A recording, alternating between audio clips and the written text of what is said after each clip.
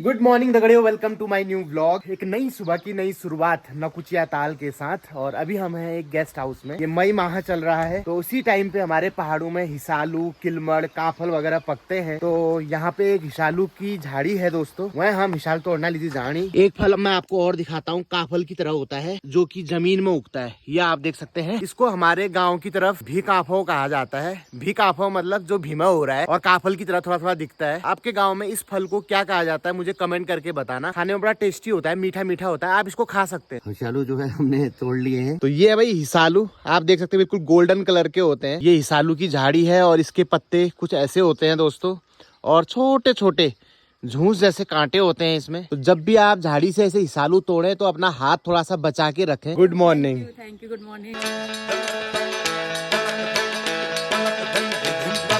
दगड़ियों अब हम आ गए नकुचिया ताल, और ये छु दगड़ियों कमल ताल। तो यहाँ पे घुड़सवारी भी होती है। कहाँ से कहाँ तक कराते हो दादी? ये 1 किलोमीटर तक कराते हैं, ऊपर पहाड़ी में कराते हैं भैया। पहाड़ी से भी नीचे को घुरिया देते हो? घुरिया देते हैं। पारिवारिक नौका है दोस्तों, इसमें पूरा परिवार साथ में बैठ जाता है। और इसको लेके हम जा रहे हैं नकुचिया ताल की सैर करने। बोलिए नकुचिया देवी की जय।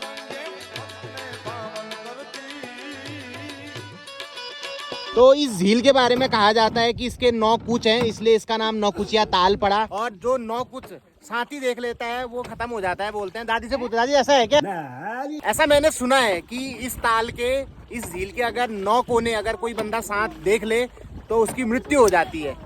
अब ये एक मिथक भी हो सकता है, लेकिन मैंने ये सुना है। 9 कोने होने की वजह से ही इस ताल का नाम नकुचिया ताल पड़ा। तो दोस्तों आधे से ज्यादा झील हम कवर कर चुके हैं, और मुझे जहाँ तक समझ में आ रहा है इस झील का आकार कुछ इस तरीके का है कि आप 9 कोने एक साथ देख ही नहीं सकते। शायद एरियल व्यू में आपको दिख जाए। अभी जैसे हम इधर को जा रहे हैं, एक कोना उधर भी होगा इस झील का, तो वहाँ कैसे देख लेगा आदमी?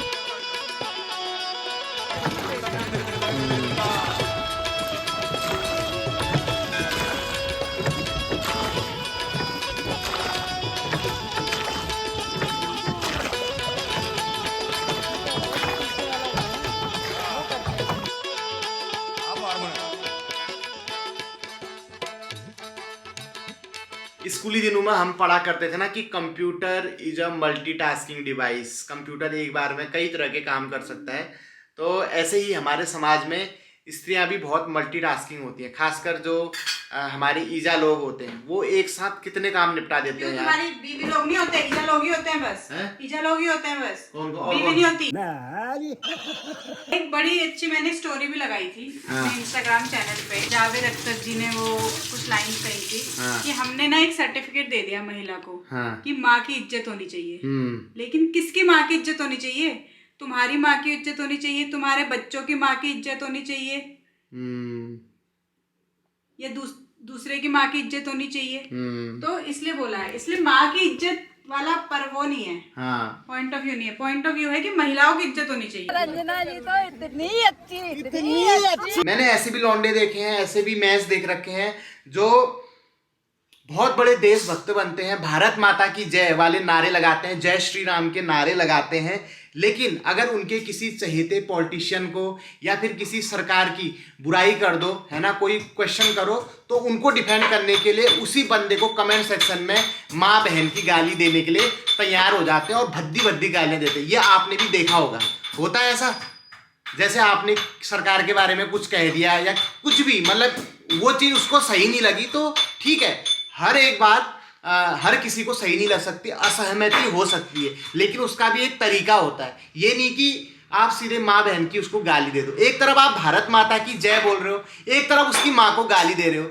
घंटा देशभक्त हो तुम, और जय श्री राम के नारे लगा रहे हो, और वहाँ किसी की बहन को, किसी की माँ की इज्जत उतार रहे हो, कमेंट सेक्शन में बुली कर रहे हो उसको। अगर भगवान राम ऊपर से देखते होंगे तो क्या सोचते होंगे? शर्मिंदा होते होंगे कि ये कैसा भक्त बन गया मेरा। राम सत्य है भाई, मर्यादा पुरुषोत्तम बोला जाता है। क्यों बोला जाता है? पुरुषों में जो सबसे उत्तम है, मर्यादा की जो मैक्सिमम लिमिट है, वो भगवान राम है। बिल्कुल। आज हम प्याज वाली झोली बना रहे हैं दोस्तों।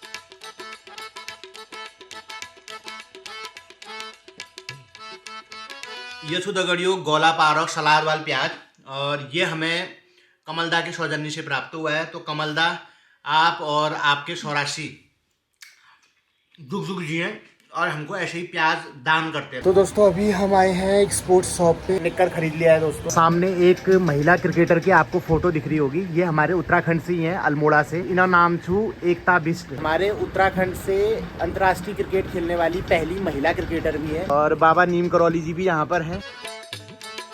तो गाइज आप देख सकते हैं हमारे सामने वाली आंटी का घर बिल्कुल दिवाली की तरह जगमग जगमग कर रहा है। तो बहुत जल्द इस घर में एक खुशी आने वाली है, एक शुभ कामकाज होने वाला है। अभी रंजना और मैं छत में कपड़े घामालने के लिए आए हैं दगड़ियों, क्योंकि दिन में घाम होता है तो कपड़े खराब हो जाते हैं, इसलिए हम रात में कपड़े घाम डालते हैं। सुबह हल्की फुल्की धूप में सुखाने के बाद हम इसको कपड़ों को उठा लेते हैं।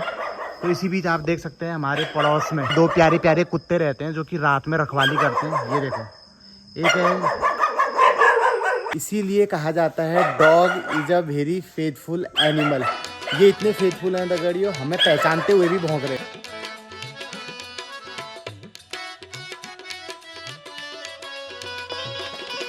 दोस्तों ज्यादा से ज्यादा इस वीडियो को लाइक करें, सब्सक्राइब करें और फॉलो करें और शेयर करें। बस नमस्कार।